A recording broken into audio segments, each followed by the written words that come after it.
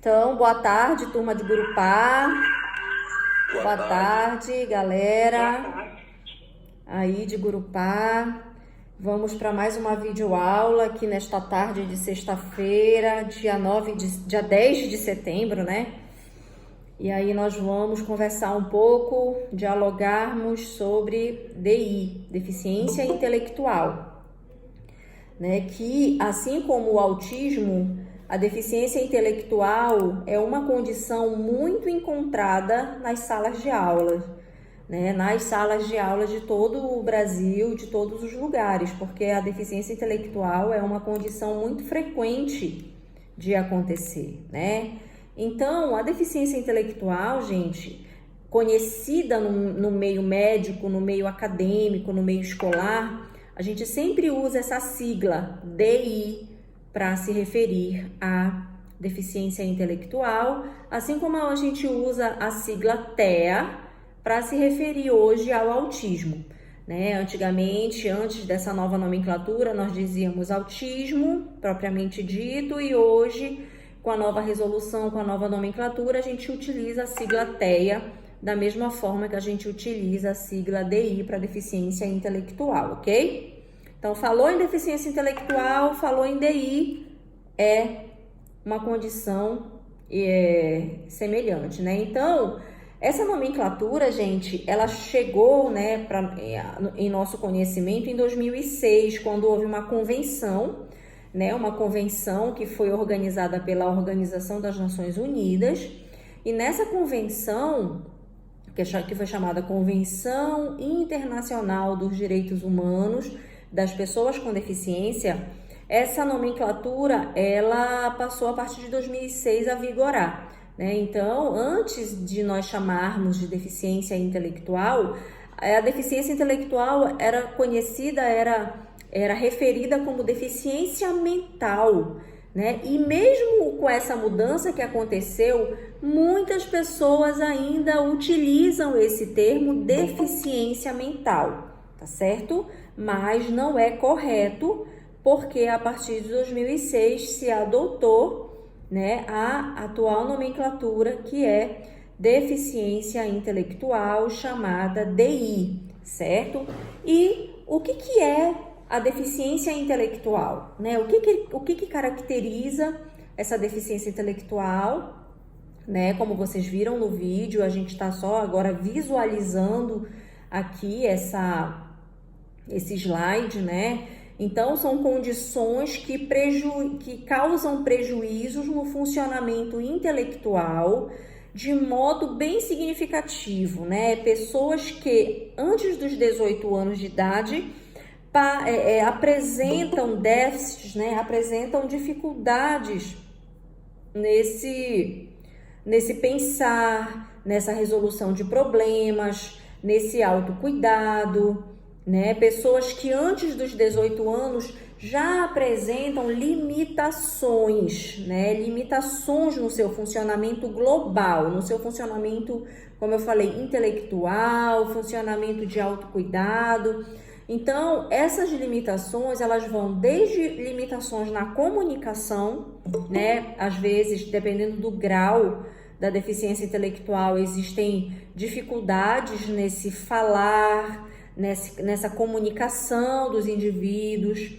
Existem dificuldades nesse autocuidado, nesse cuidado pessoal, né? Então, a gente costuma mensurar o grau da deficiência intelectual a partir da competência que os indivíduos têm para se autogerenciar, para se autocuidar. Por exemplo, existe um termo que a gente utiliza muito, que é atividades de vidas diárias, né? As famosas AVDs.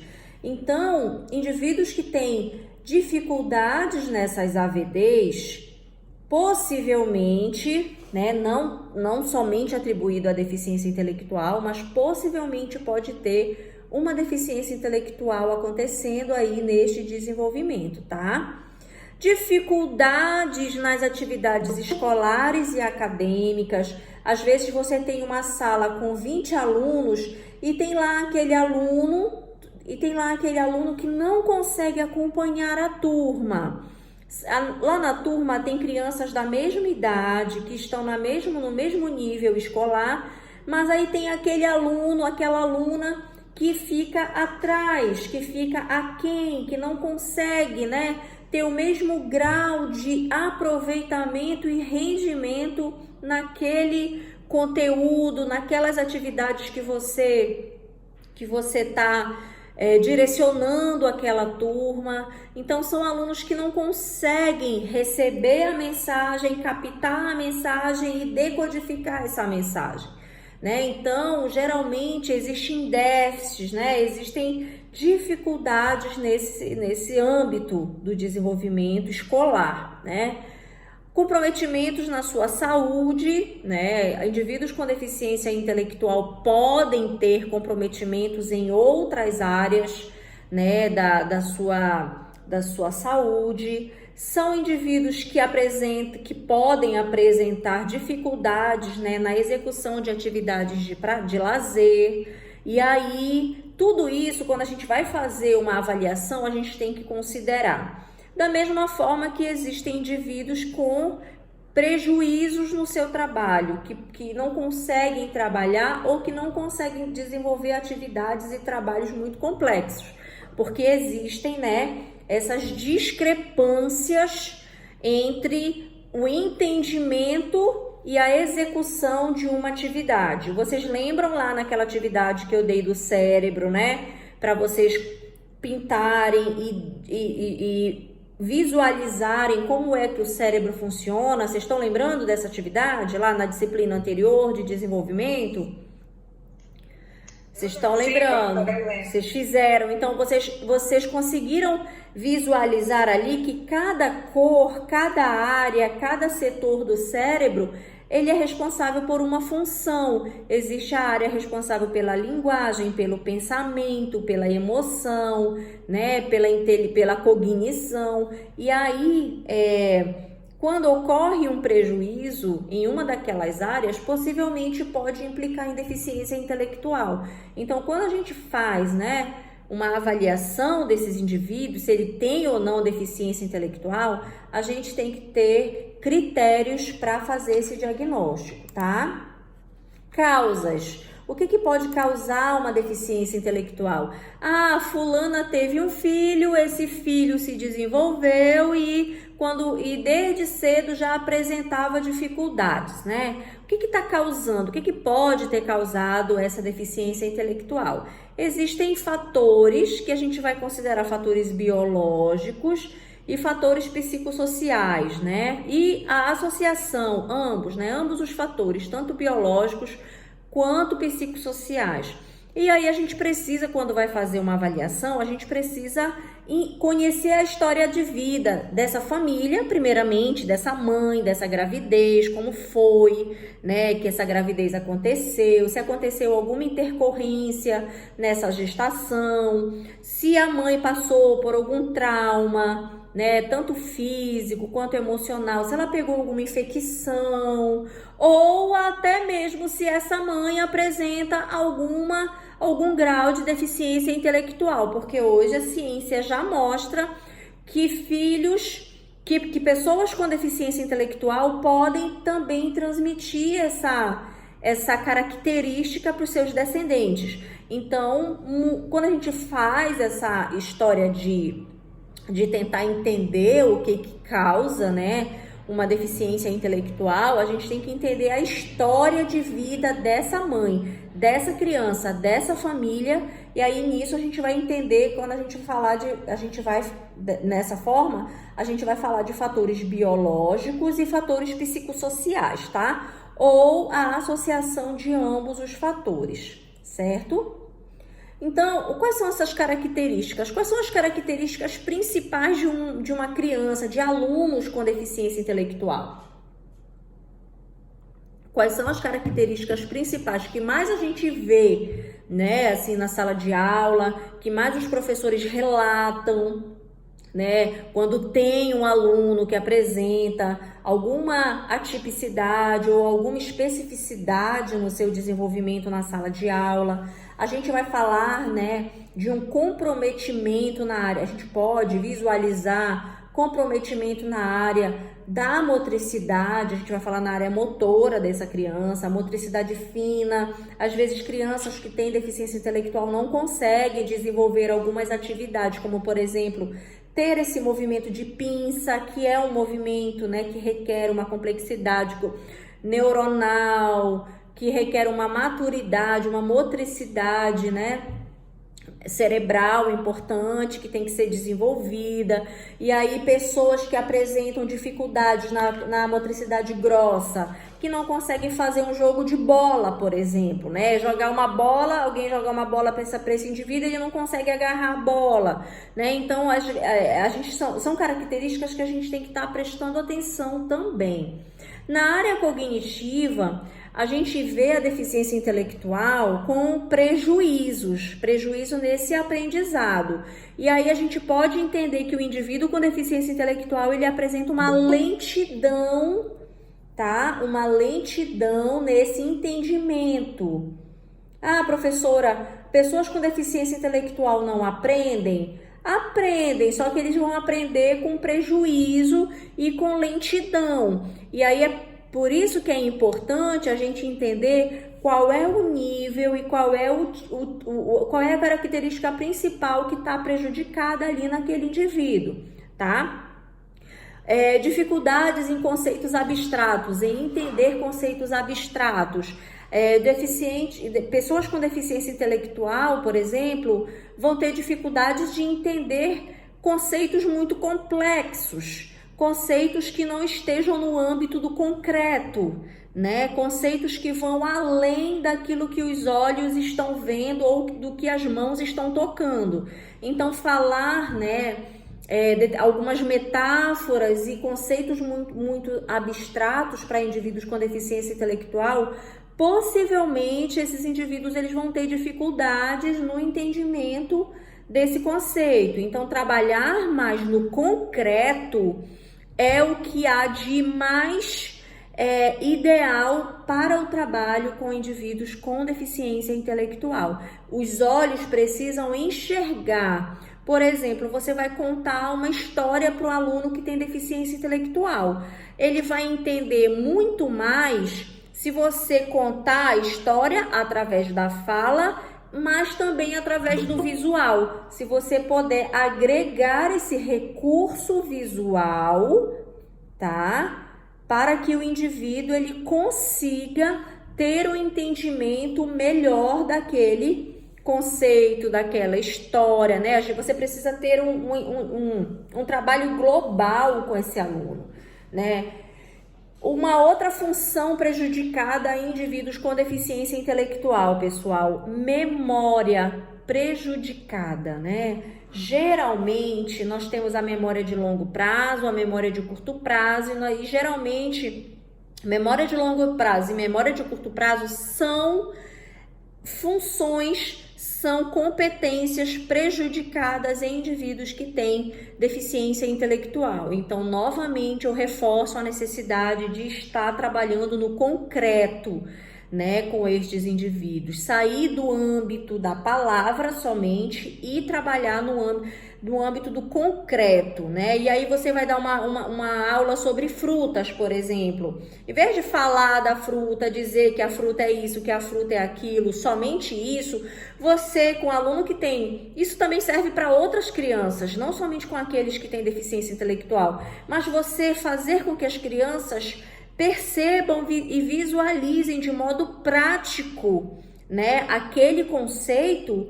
Isso vai ajudar a fixar melhor aquele conteúdo. Se esse método é eficaz para crianças que não têm DI, para aquelas que têm DI é muito eficaz, né? Então, é importante você atentar para o trabalho prático, manual, né, onde aqueles indivíduos com DI vão ter muito mais chances de entender e aprender do que se você ficar no âmbito somente da palavra.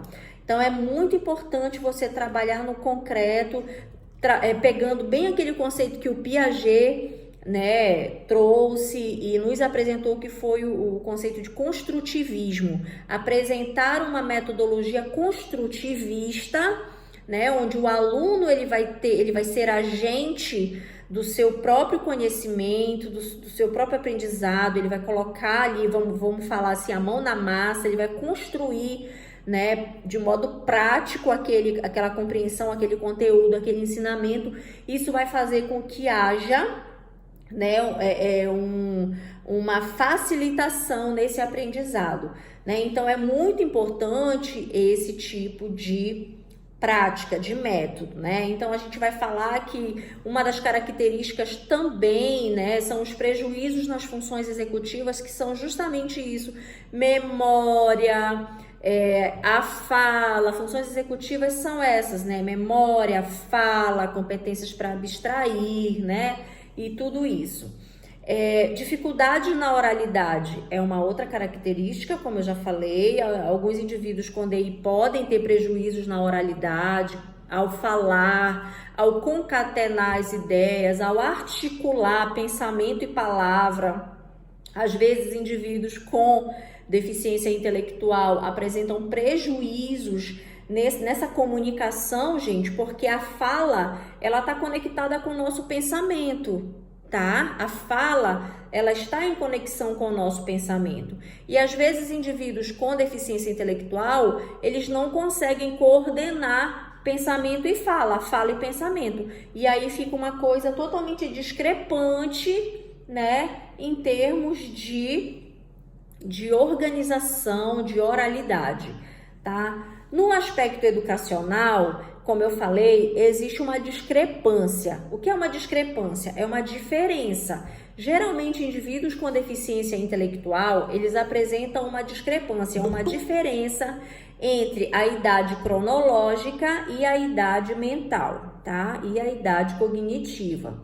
E aí existem alguns testes que podem ser feitos com as crianças, com os indivíduos, para poder ver se qual é o nível existente, qual é a conexão existente entre a idade cronológica e a idade mental. Eu coloquei aqui no slide o teste Columbia 3, que é um dos testes usados pelos psicólogos para verificar qual é a idade mental das crianças. Eu tenho ele aqui, ó.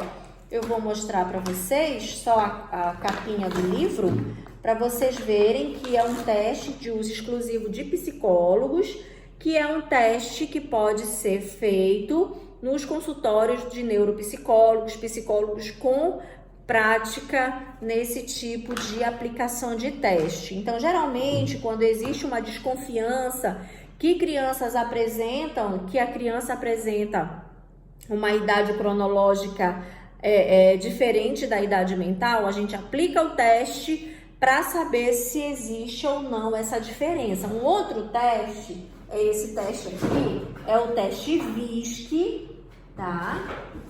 É o teste VISC, que é um teste VISC-4.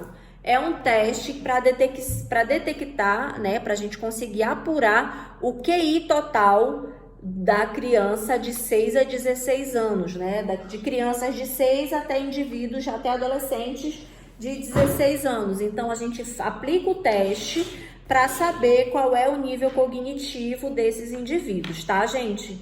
Não é falar simplesmente, ele tem deficiência intelectual, mas ele tem deficiência intelectual em que grau? Qual é o grau, né? É leve, é moderado, é muito grave? Para a gente poder detectar, a gente precisa testar. E para a gente testar, a gente tem que usar os instrumentos que existem hoje, né? E também fazer observação clínica, assim como fazer essa apuração da história de vida do indivíduo, como ele é na família, como ele funciona ali no contexto familiar dele. Então, é preciso conhecer. E eu sempre chamo a atenção de vocês, professores, né?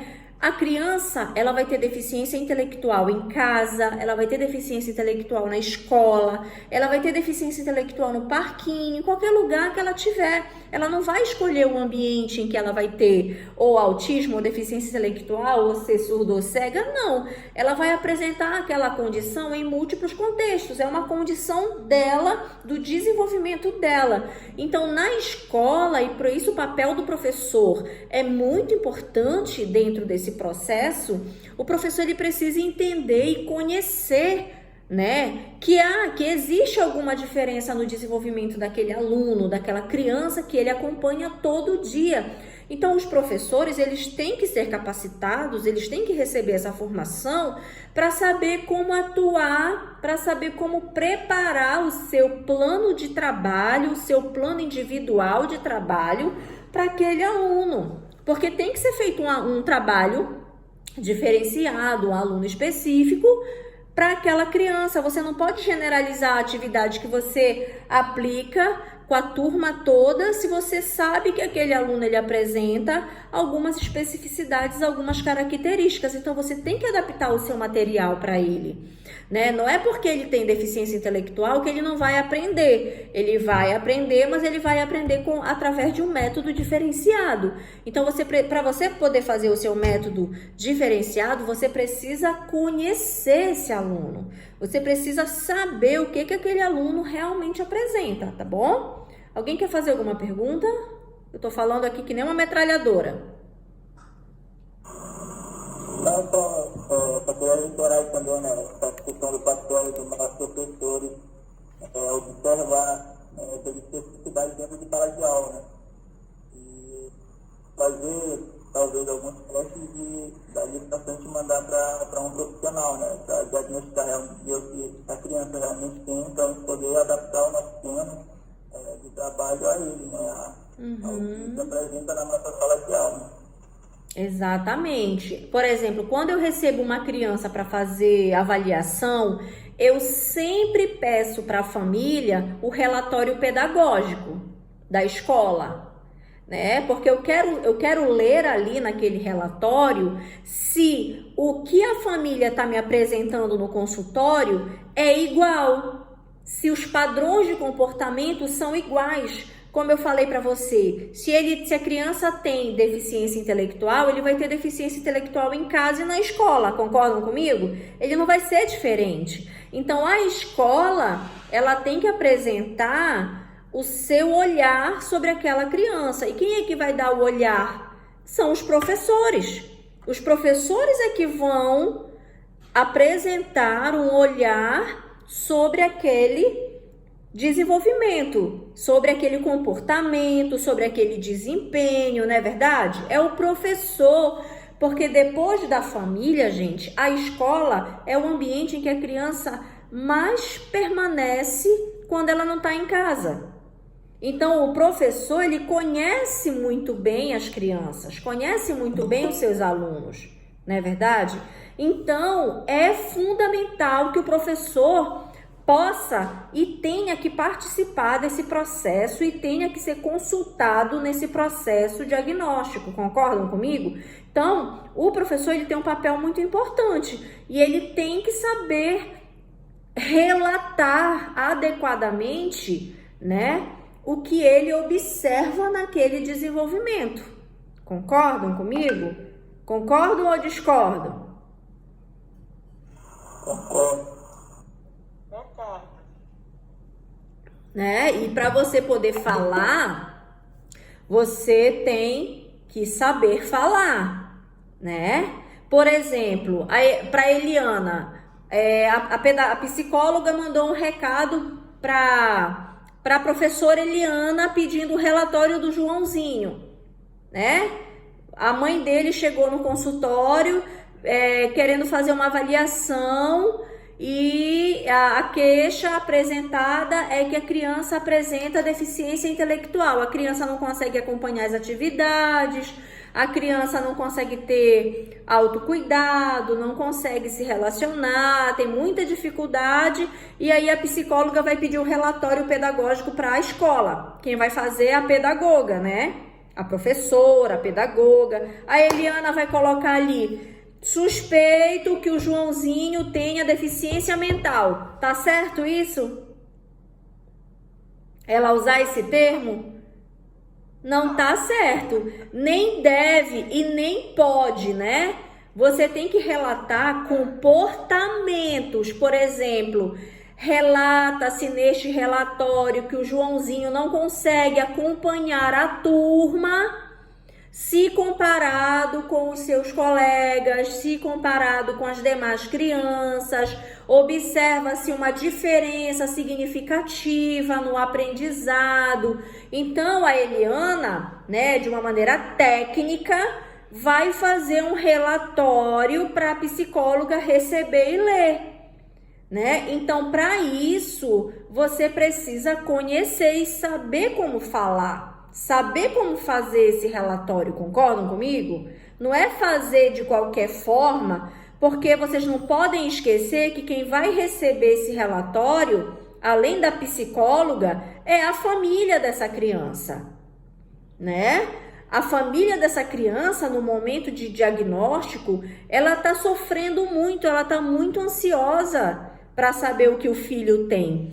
Então, a escola, a técnica escolar, a pedagoga, a professora, tem que ter esse tratamento sensível nesse processo, tem que ter esse tratamento humanizado nesse processo, não pode falar de qualquer jeito, né? Porque você tem que ter empatia, você tem que se colocar no lugar daquela mãe, daquele pai, muitas vezes é a avó que cuida da criança, né? E aí você tem que se colocar no lugar daquele cuidador, no lugar daquela pessoa que está ali participando daquele processo, né? Então, quando a gente fala disso, a gente tem que ter consciência sobre tudo isso. Eu coloquei aqui a capinha dos 2 testes, tá? Do Columbia e do VISC, que são 2 testes bastante utilizados pela neuropsicologia para fazer, né, esse diagnóstico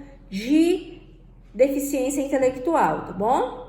E aqui, gente, o que é quando a gente fala de deficiência intelectual? A gente, além de olhar, né, para todas aquelas questões de funcionalidade, adaptabilidade, a gente tem que olhar o QI, o coeficiente de inteligência. Mas somente, que fique bem claro, somente apresentar um QI baixo não significa que a criança